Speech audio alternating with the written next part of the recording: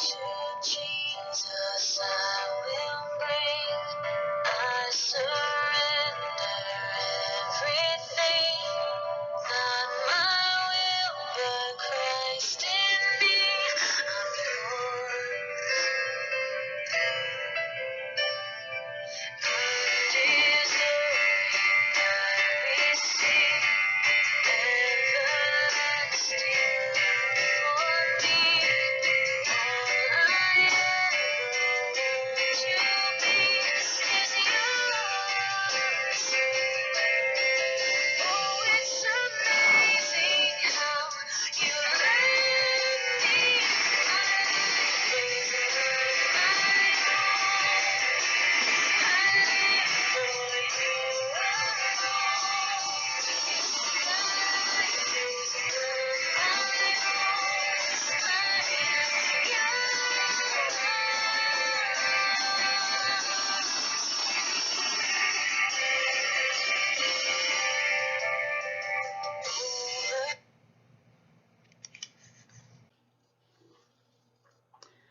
Good day, people. I'm coming today. You may have seen some of my videos under Reverend CC, the Awareness Church messages.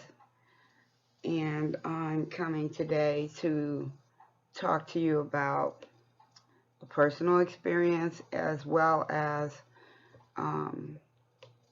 an issue that has been in the news that has gripped my heart. I'm sure others may feel the same way, but I felt led to speak on it. I think it's kind of strange that I haven't done it already, but I have a personal testimony and about it, but I also wanted to share some views about it biblically and some of the church's position about it as well. The subject I'm talking about today is suicide. Suicide is a lie. I know that this may be a really, really touchy subject for people, so let me say up front that I am not trying to offend anybody. If you care to listen, please keep an open heart, open mind, and seek God, okay, as well as any professional Christian counseling that you may want to seek, okay, because I'm going to mention suicide is a lie on the side of everyone, whether you are a Christian or whether you are a non-Christian, okay, believer in God, because there has been probably not enough said about it because it's such a difficult subject. And I say that coming from someone who was suicidal. At one point in time in my life, I was suicidal. I had suicidal tendencies. I'm not even sure if I ever shared it with my family members at all, like my mom or my brothers or my sister or anything like that, you know, or even friends.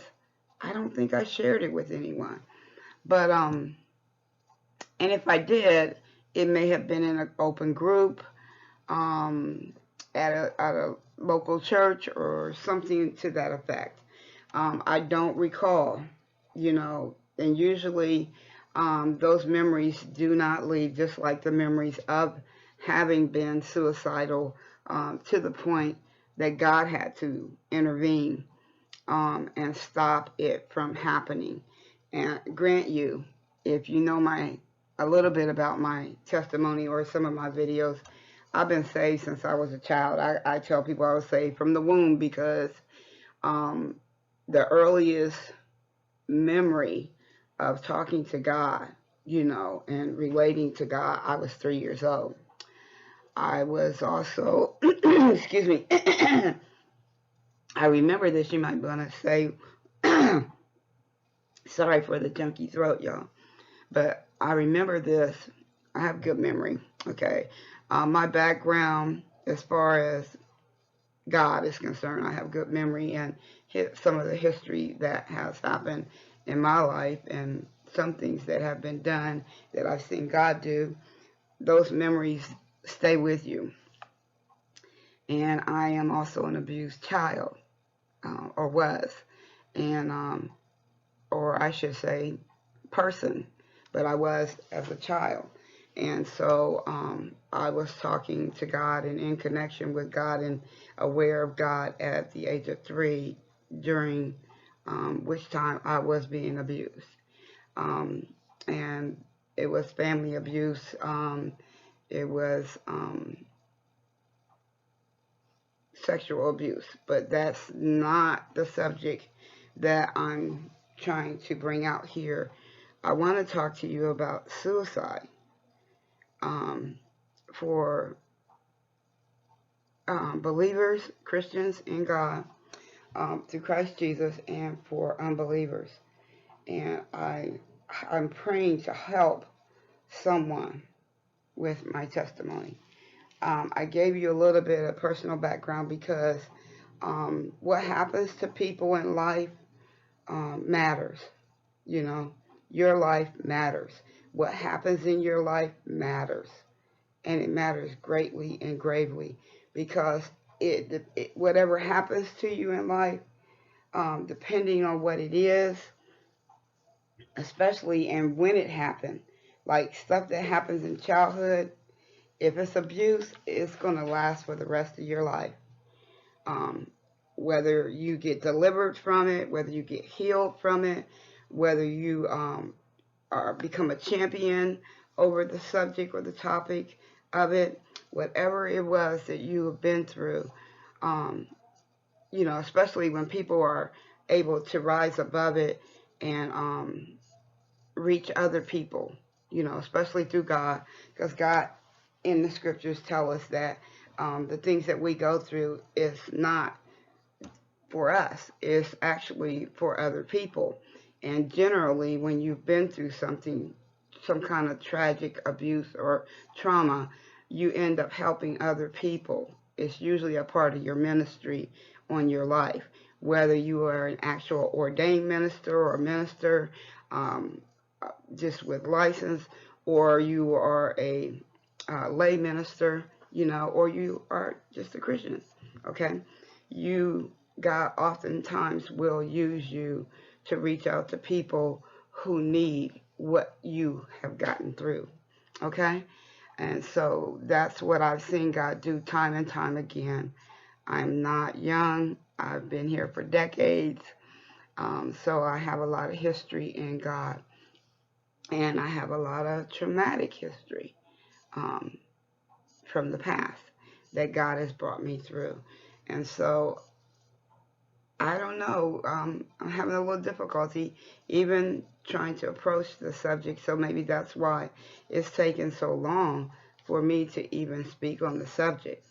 But I'm concerned, when I heard a few, just regular local daily news recently over probably the past month or so, not even, just shortly, I've heard, my ear caught, that a young girl, I believe she was an athlete, and I think she did something wrong. I don't know her name, so forgive me, but it was in the local news here in my hometown, and I believe she, had used some drug enhancements or something, or did something that wasn't, ethical, and I think it was about to be exposed, and she found out that it was getting ready to be exposed, and she killed herself, over it, possibly coming out. Whether she was certain it was coming out or not, I'm just saying she killed herself over it. Basically, is how it was reported. Now, I'm just telling you what I know. You can search it out if you want to, but I'm just using them as examples because it was what triggered me. And I want people to understand that some of the things that people are saying about suicide, whether you are a Christian or whether you are a non-Christian, okay, non-believer of God through Christ Jesus. Because I'm concerned that the way that some people are talking about it, and when I say some people, I'm talking about the church, how either the Catholic Church is teaching it, how other churches are teaching it, or not teaching it, okay? And what they think the scriptures are saying. I am also a seminary student, so I am an ordained minister of God, but I'm also a prophet seer in my gifts, and I attend seminary, okay? So I just want you to know that I've been doing a lot of research on things for different reasons, and God always had me doing that before I even went back to grad school and stuff like that. I always research whatever topic He puts on my heart. So I was looking it up, and it hurt my heart, because I'm saying what, and I've also studied this as a counselor, suicide and mental health issues. I have a degree in that as well, but I'm just, bothered by the way things come out sometimes when people decide to speak on something, and since I actually had this problem myself, suicidal tendencies, suicidal issues. Now, I'm going to tell you that I never got to the place where I attempted to kill myself. I was suicidal. I had suicidal ideation tendencies and things of that nature, and it had gotten to the part where I was actually going to act on it, and God stopped it. Okay, so I did actually act on it in the end, the last time it happened to me, and I have to say it's been, I'm trying to think if it's probably been more than 20 years ago, okay? I would have to figure it out to tell you what year it was and stuff, but it really doesn't, that part doesn't matter. What matters is that it was happening in my life. It was happening in my life in that year, and God stopped it, and then it came back again following, like, maybe 3 years later. We had moved from an apartment townhome where it was happening at, and then it began happening to me again in about 3 years after we moved from there to our first home. We moved into a home. I was married, 2 children, was raising a stepchild as well. And so I think that I'm probably going to be jumping around a little bit here because I'm thinking about some of the things that people said, and I want to address them, because some people said some things like a lot of people who commit suicide have done it, thought about it and then done it, like that, and that there was not a long period of time in between. And, I'm sure that it may seem like that, but I don't think so. I think that whatever kicked this off into that person's life, that placed them in a place where suicidal ideations was coming up on them, other related things to suicide, whether there was someone else in the family who ever did it, or whether there was depression or other mental health issues that were plaguing on that person's life, or abuses, okay? Many types of abuses that can happen to people can trigger depression and other anxieties and things like that. But a lot of times is, things like that are relational. Okay. So, but the highest one is sexual abuse. Um, that I have seen related across the board of mental health.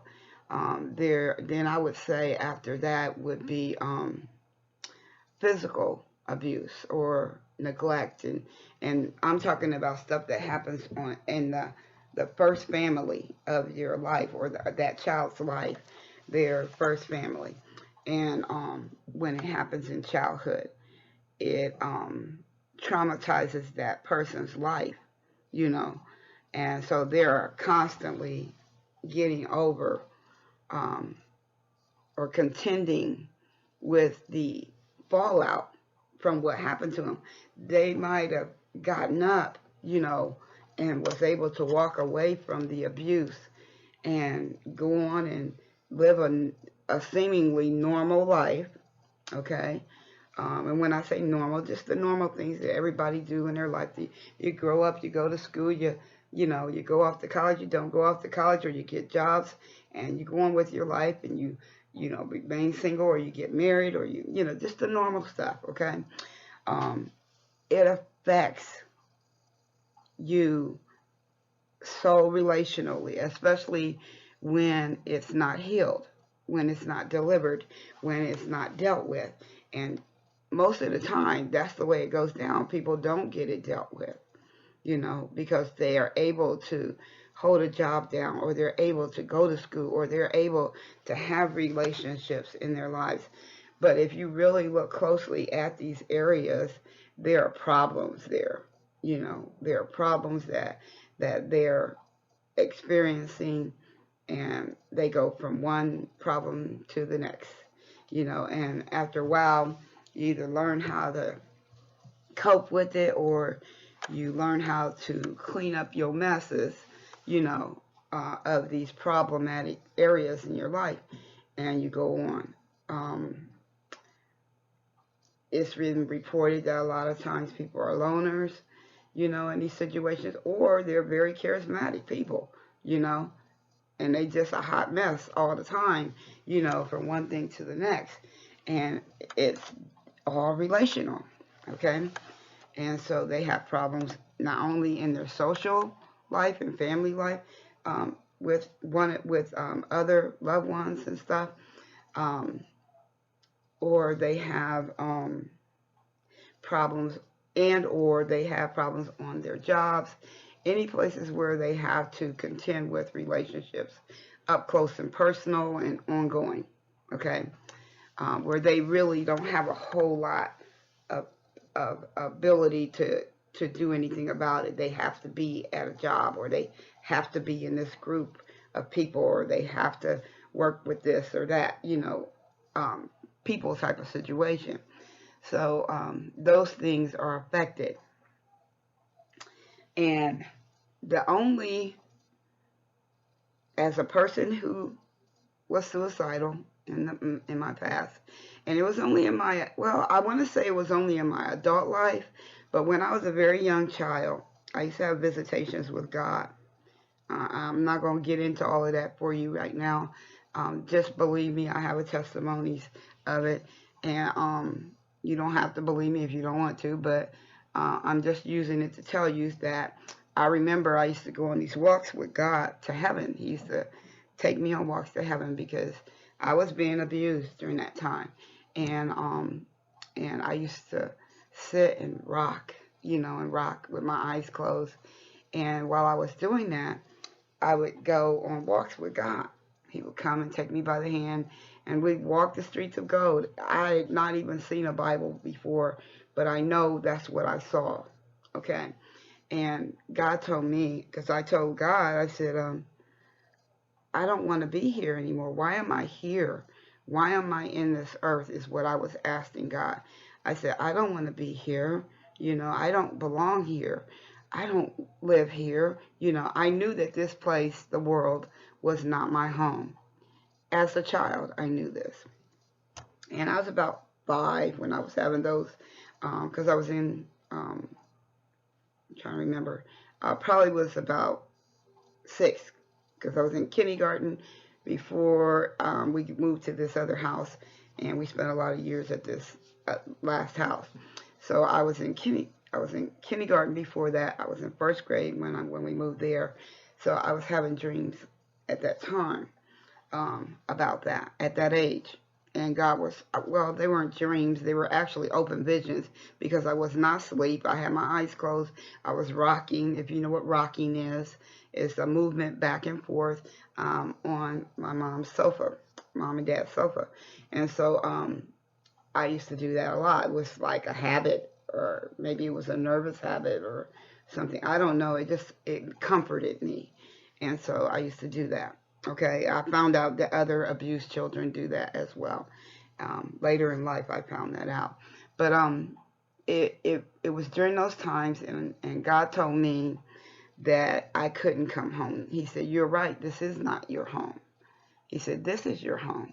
And he was talking about heaven, where we were walking down the streets of gold, and he was telling me that I couldn't go home yet because it was not my time to come home yet, and that I had stuff to do in the world.